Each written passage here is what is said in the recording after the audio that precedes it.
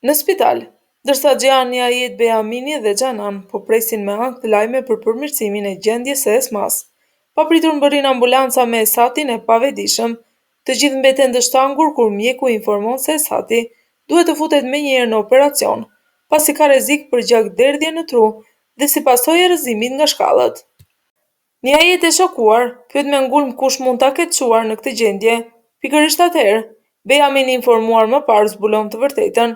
Esati kishte qenë i dehur dhe ishte shtyr nga Mesuti. Ky rrëfim trondi të gjithë, pasi duket e pabesueshme që një djalë i vogël të kishte ndërmarrë një veprim kaq të rënd. Xhihani, i tronditur nga ngjarjet, telefonon Sumrun dhe i rrëfen se Esati ndodhet në spital pa ndjenja. E shokuar ajo niset menjëherë për ta parë nga afër. Ndërkohë Thasini tregon Nuhut dhe Sevilait gjithçka që ka ndodhur me Esman.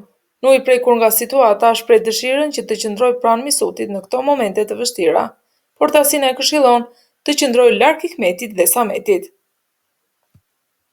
Nga ana tjetër, Sevilai është e bindur se Esma ka kaluar diçka shumë të rëndë në atë vilë dhe se tentativa e saj e tmerrshme nuk ka ardhur rastësisht. Në atë moment mbërrin sekretarja me një lajm të fundit ronditës. Esati është në gjendje kritike pas rrëzimit nga shkallët. Sumrun mbërrin me nxitim në spital, e pushtuar nga ankthi për gjendjen e Esatit, ajo interesohet menjëherë për djalin e saj. Por Xhan dhe Niajit përpiqen ta qetësojnë, duke i thënë se gjithçka do të shkojë mirë dhe se Esati do të dalë shëndoshë mirë nga kjo situatë. Pak qaste më vonë mbërrin dhe Melek, ajo i qëndron pranë nënës së saj, duke i inkurajuar që të forcohet dhe ta di se nuk është vetëm. Sumru mes lotëve dhe ankthit ndjen lehtësi me lumturi që ka pranë mbështetjen emocionale të së bijës. Në spital mbërrin edhe Sameti, i shqetësuar për gjendjen e Esatit. Një ajetje informon se situata është kritike dhe se çdo gjë e varet nga operacioni. Sameti tronditet nga ajo që dëgjon, ndërsa Sumru përqafon Harikën dhe të dyja luten me lot në sy për shëndetjen e Esatit. Ndërkohë Xhan, i shqetësuar për Mesutin, i kërkon Bejaminit të gjejë menjëherë djalin e vogël, por Bejamini kujton se ai nuk është më kujdestar i vilës dhe se ai është një shansalan si ata. I shqetësuar nga kjo përgjigje, Xhani aktivizon njerëzit e tij dhe u kërkon të bëjnë çdo gjë për të gjetur Mesutin. Në spital Xhanan nuk humbet rastin dhe i tregon Enises me krenari se ajo dhe Bejamin tashmë janë pjesë e familjes Shansalan dhe se jeta e tyre ka ndryshuar. Por Melek dhe Sumru e shohin këtë mburje si të pavend, sidomos në një moment kaq dramatik.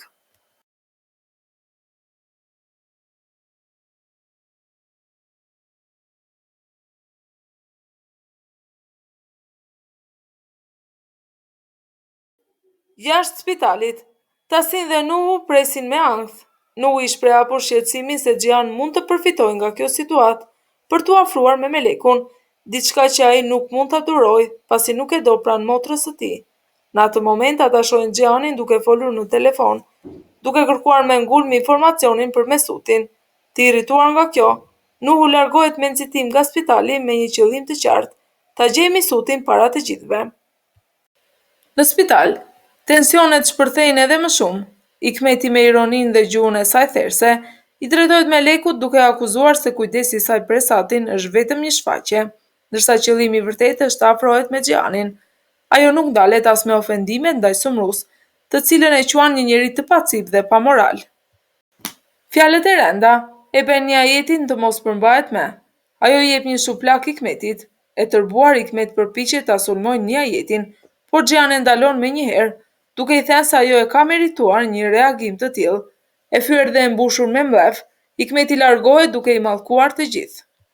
Pas largimit të Hikmetit nga spitali, ajo fillon të ironizojë edhe Tasinin, por ai ia kthen përgjigjen e qartë, duke i thënë se qëllimi i tij vetëm është të mbështesë Sumrun. Kur Hikmet largohet, Tasini shpreh ndihmësit të tij se njerëzit e këqij si Hikmet janë të trishtuar nga brenda. Nga ana tjetër, mjeku informon familjarët se operacioni i Esatit ka shkuar mirë. Esma e shqetësuar për Misutin, pyet se ku ndodhet Niajit dhe Xhan. Infermierja i përgjigjet se ata janë pranë Esatit, pasi ai ka pësuar goditje në kokë. Nuhi i vendosur për të gjetur Misutin e arrin atë në një stacion autobusësh, ndërsa po udhëtonte drejt Stambollit. Ai përpiqet të jetë i dashur dhe i qetë me të, duke kthyer biseda në shaka që të mos friksohet fëmia. Papritur një telefonat nga policia për një fëmijë të humbur, ndërpret momentin, por nuk sqaron se është daja e Misutit dhe po e shoqëron tek familja e tij, edhe pse i vogël. Misuti e falenderon për ndihmën dhe për fshehtësinë që ruajti.